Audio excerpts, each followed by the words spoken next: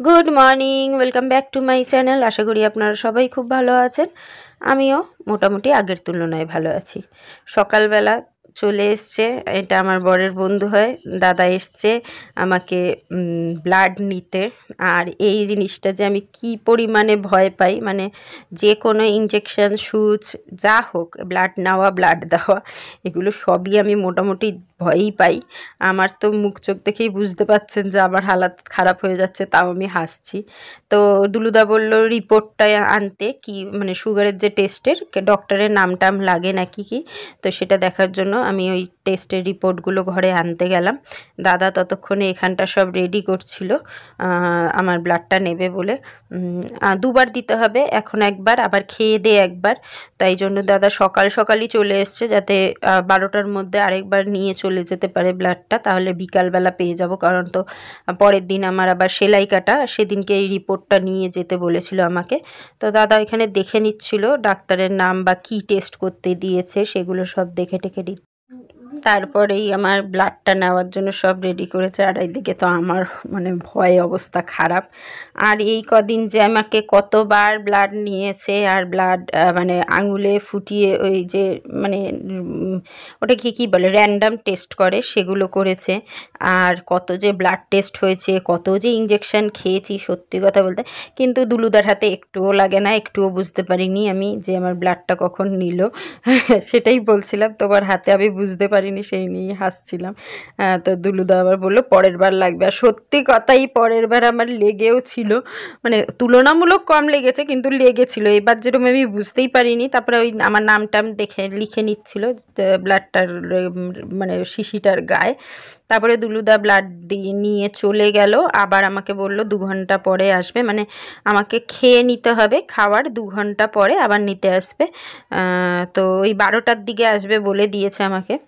আর এরপরেই আমার ঘরে এক ঘটনা ঘটবে, সে আপনারা দেখতেই পাবেন, দেখতে থাকুন। তো এখনও পর্যন্ত আমার ছেলে ওঠেনি, আজকে আবার আমার ছেলের পরীক্ষা। তো এখন আমি এই যে একটু ভাত খেয়ে নিচ্ছি, কারণ যেহেতু খাওয়ার আবার 2 ঘন্টা পরে আসবে নিতে ব্লাডটা। তো ওই 8টার দিকে আমি ভাত খেয়ে নিলাম। 8টা না, 9টার দিকে আমি মনে হয় ভাতটা খেয়েছিলাম, 9টা বা 10টার দিকে। দুলুদা ওই 12টার দিকে এসে আমার ব্লাডটা নিয়ে যাবে। তো এখন ওই যা ছিল ফ্রিজে ওই দিয়েই খেয়ে নিলাম। আর এখন আমি এই শরীর নিয়ে যাচ্ছি গোলুকে স্কুল দিতে। আমার ঘরে যে কার নজর লাগলো আমি সত্যি বুঝতে পারছি না। আর ছেলের মুখ চোখ দেখেই বুঝতে পারছেন ছেলের শরীরটাও খারাপ। কি হয়েছে আমি পরে বলছি। তারপরে ওখান থেকে আবার মার দোকানে আসলাম, যেহেতু একটু দেরি হয়ে গেছিলো, 12টা বাজতে যাচ্ছিলো। তো আমার বাড়ি গিয়ে পৌঁছাতে টাইম লাগবে বলে দুলুদা বললো দোকানেই চলে আসো, দোকানেই নিয়ে নেবো। তো মার দোকান থেকেই আবার এসে আরেক হাতে ব্লাড নিয়ে গেল। আর আগের হাতে তো এই হাতে নিয়েছিল, যেই হাতে আমি বিস্কুটের প্যাকেটটা ধরে রয়েছি, সেই হাতে আমার ব্লাডটা নিয়েছিল। আর এখন আবার আরেকটা হাতে ব্লাডটা নিল। তো এখন মা আবার বিস্কুট দিল আর কলা দিল, বললো এটাই খেতে। আর এই যে কি হয়েছে আপনাদের দেখাচ্ছি, দেখুন আমার ছেলের হাতটাকে আমাদের কালু কি করেছে। মানে কিছু আর বলার নেই। দোষটা যদিও কালুরও ছিল না, আমার ছেলেরও ছিল না। ও পালিয়ে গেছিলো, যেরকম পালিয়ে যায়, আর ওকে ধরতে গেছিলো, ও একটা বিড়ালের সঙ্গে মারামারি করছিল, সেই সময় ধরতে গিয়ে ওর হাতের মধ্যে ও কামড়ে দেয়, আছড়ে দেয়। তো তারপরে আবার এখন ওকে নিয়ে আবার যেতে হবে। ও পরীক্ষা দিয়ে এসছে, কোনো রকমের লিখেছে, ওর হাতটা ব্যথাও হচ্ছে। স্বাভাবিক, বিড়ালে কামড়ে দিয়েছে, এতটা আছড়ে দিয়েছে, তো ওর ব্যথা তো হবেই।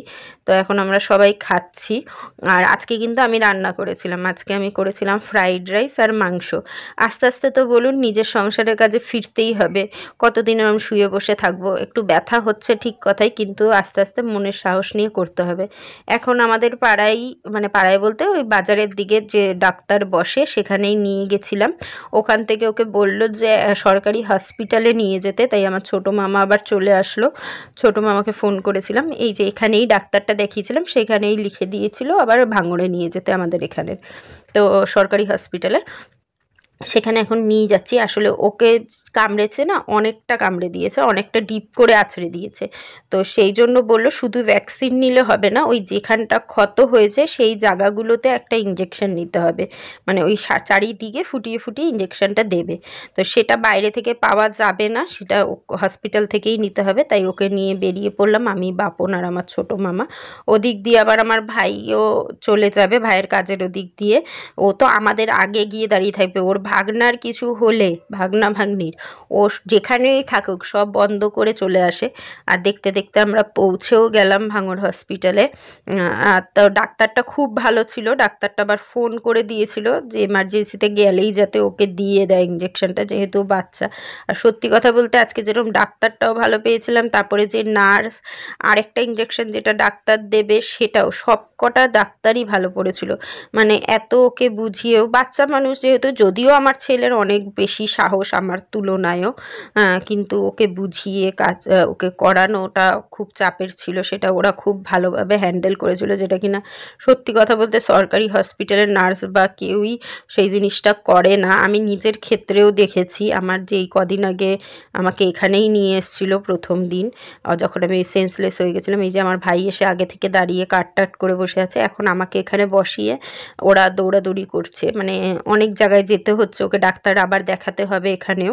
তো আমি যেহেতু বেশি চলাফেরা করতে পারবো না, তাই আমাকে এখানে হসপিটালেই বসিয়ে রেখেছে।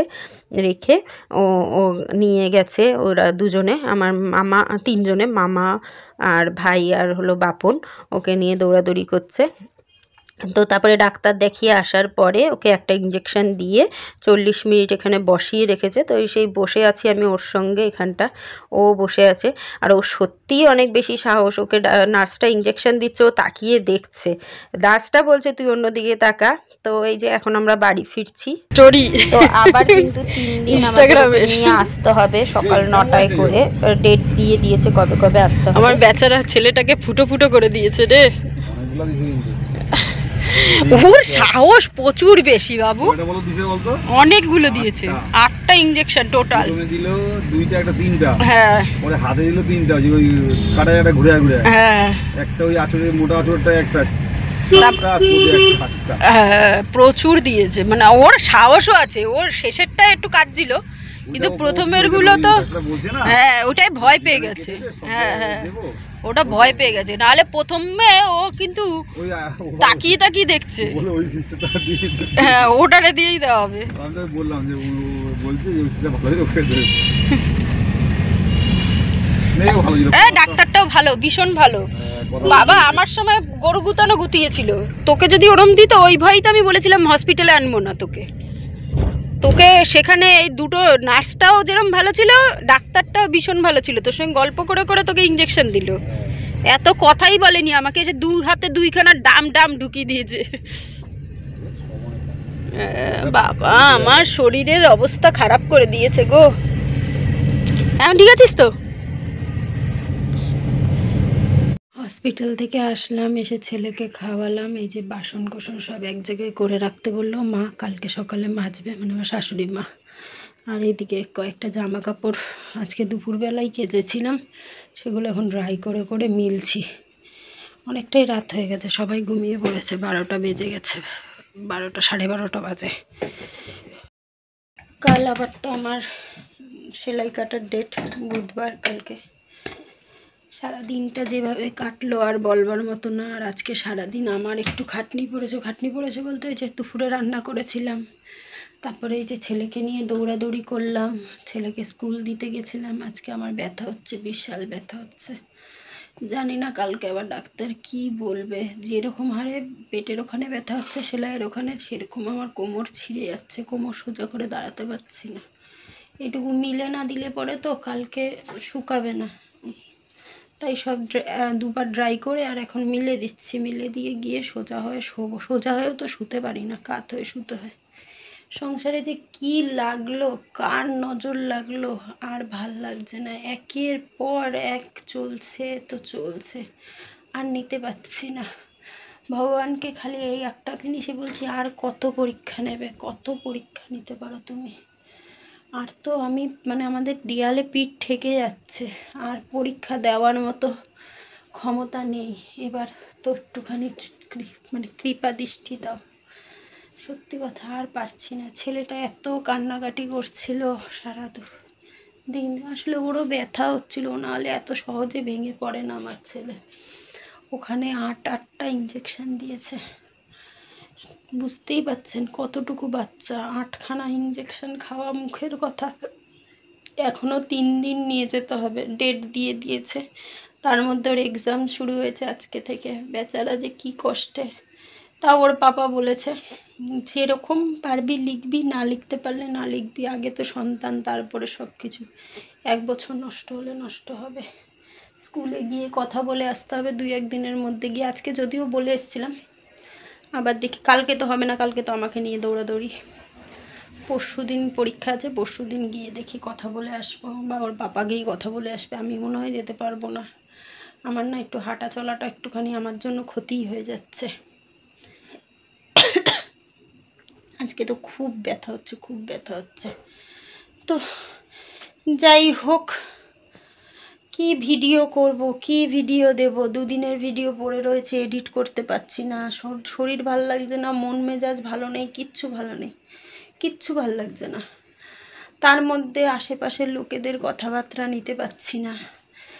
বাচ্চাটা কামড়ে দিয়েছে, আচ্ছা বাচ্চাটার কি দোষ, কামড়ে দিয়েছে? আমার ছেলেরও যেরকম দোষ নেই, সেরকম আমার ওই বাচ্চাটারও দোষ নেই।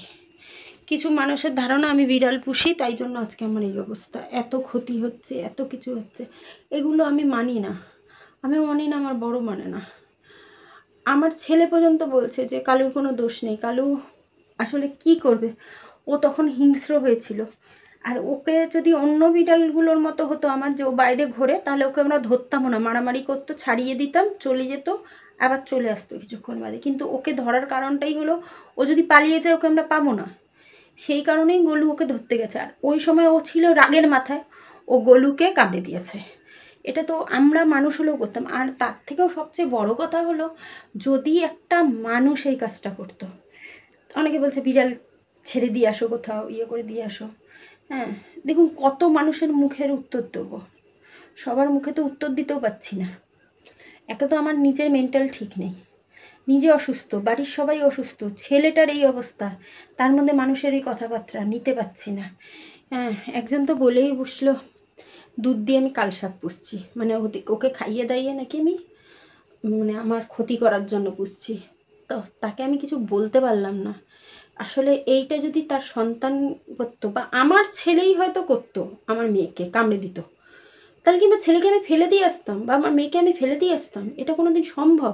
ওরা আমার সন্তান তুল্য, ওদের আমি আমার সন্তানের মতো স্নেহ করে বড় করছি, কেন আমি ওকে ফেলে দিয়ে আসবো? ওর কি দোষ? ও অবলা প্রাণী। আর এত মানুষ দুনিয়ায়, আশেপাশের মানুষজন এত আছে যারা নিজেরা জেনে বুঝে মানুষের ক্ষতি করে, তাহলে তাদের কি করা উচিত? তাদের কোথায় ফেলে দিয়ে আসা উচিত? এই কথার প্রশ্নের উত্তরগুলোই আমি মিলাতে পারি না। যাই হোক, অনেক কথা বললাম, আমার অনেক মনের কথা বললাম। যে যা বলুক আমি কানে দিই না। আমি আমার পর আমার ছেলে মেয়ে আমরা জানি, ওরও কোনো দোষ নেই, আমার ছেলেরও কোনো দোষ নেই। এটা আমার ভাগ্যে ছিল, তাই হয়েছে। কপালে আমার ছেলের ছিল, তাই হয়েছে। হ্যাঁ, বীভৎসভাবে কামড়েছে, সব ঠিক আছে। আজকে তো কালু যে ভুল করেছে, সেটার জন্য ভুল নিজেও বুঝতে পারছে, চুপ করে রয়েছে, কোনো নড়াচড়া লাফা ঝাপা যেগুলো করে কিচ্ছু করছে না, চুপচাপ রয়েছে ও শান্ত হয়ে।